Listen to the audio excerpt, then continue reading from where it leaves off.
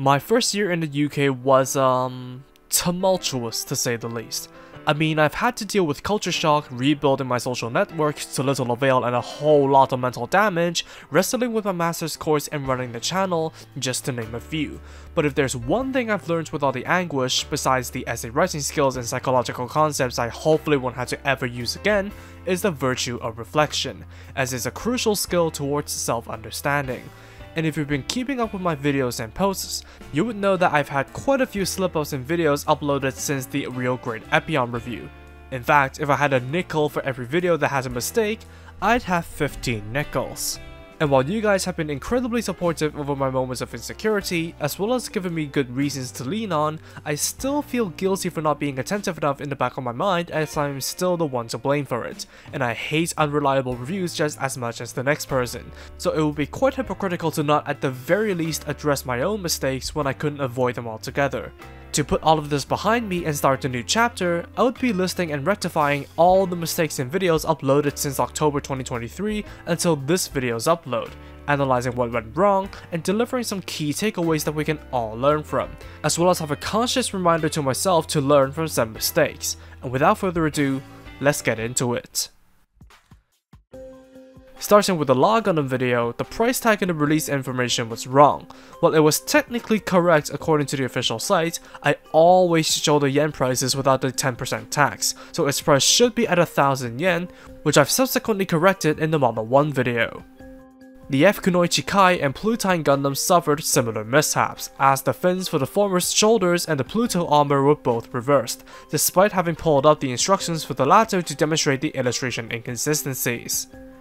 Since I didn't have the right paints at the time, I had to make do with changing the color of the painted knee detail of the Tyvius Gundam Chimera in post. Also, since I was in a rush to finish it before the new year and was called for dinner, the effect wasn't applied to all the shots, while the masking ruined the painted details of the reflector bits in that one verdict spin. I forgot to demonstrate the Rising Freedom's movable rifle foregrip. And similarly, I forgot that the Hurudu 2 binders of the gunpla TR5 need rearranging before attaching into the back skirt for the transformation.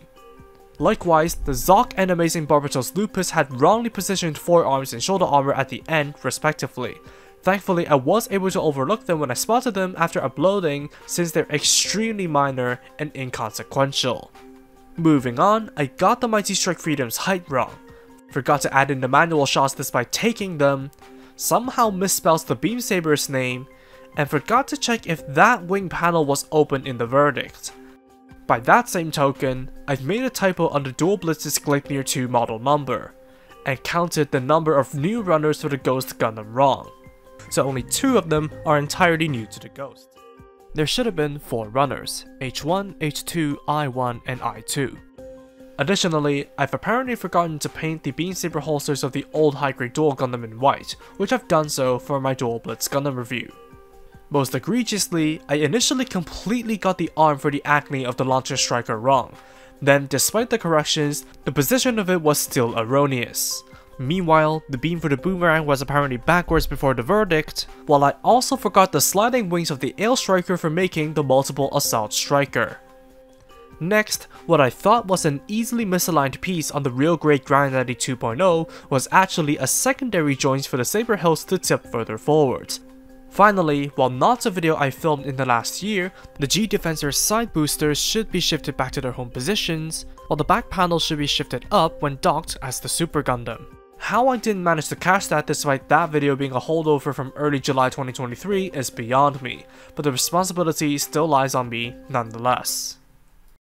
As much as I hate to scapegoat my own mistakes to other elements, it would be understandable that my immigration, master's degree, and related coursework, nigh fruitless social endeavors, and pre-existing mental conditions like ADHD and Asperger's syndrome played parts in my slippage of attention to detail, which you would know I have an unhealthy amount of. Besides that, it's quite an apparent trend that most, if not all of the mishaps happened in new releases that I was rushing to get done, or those I just couldn't give more attention to.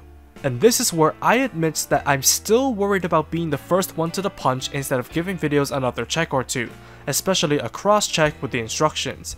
If you've been with me since before August 2023, you'd probably know me for my extremely early reviews thanks to the Hong Kong stores having early stock of new releases.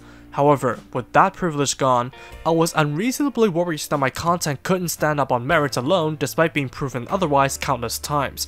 So I tried to maintain that image of getting to new releases early if I got the lucky opportunity to do so, working diligently to try beat a certain skeleton and end up overlooking something. But more importantly, it was my poor time management.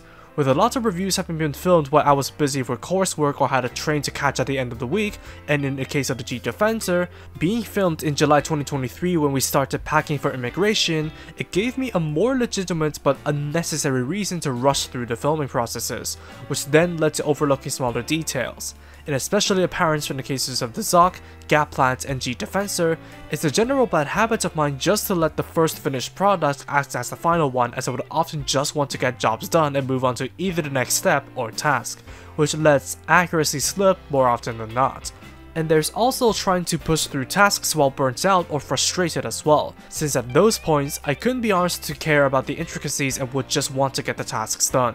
In essence, a hasty working pace, poor time management, insufficient care, and burnt out caused me to go sloppy. Knowing the potential causes of the mistakes, it's also important to have an action plan, and I think this first one is quite important for content creators, and that is to have self-confidence in what you're doing, and take solace in what you're good at. You guys have pointed out that you liked my attention to detail, concise and comprehensive format, and knowledge and references to the source material, which other reviewers apparently rarely do. Moreover, if we're only talking about numbers alone, enough interest has surrounded the kits like the Plutine and the Rising Freedom to generate substantial views and growth for the channel, despite not being the first English reviews on the platform, proving that my content can indeed survive off merit alone. Unique circumstances aside, practicing confidence will help in lessening the worries for the channel's performance and divert more focus to making the content as good as possible, like cross-checking my scripts and kit manuals closely to make sure I've gotten everything down. Another thing I need to do is to stop juggling so many lives at once and just focus on one thing at a time.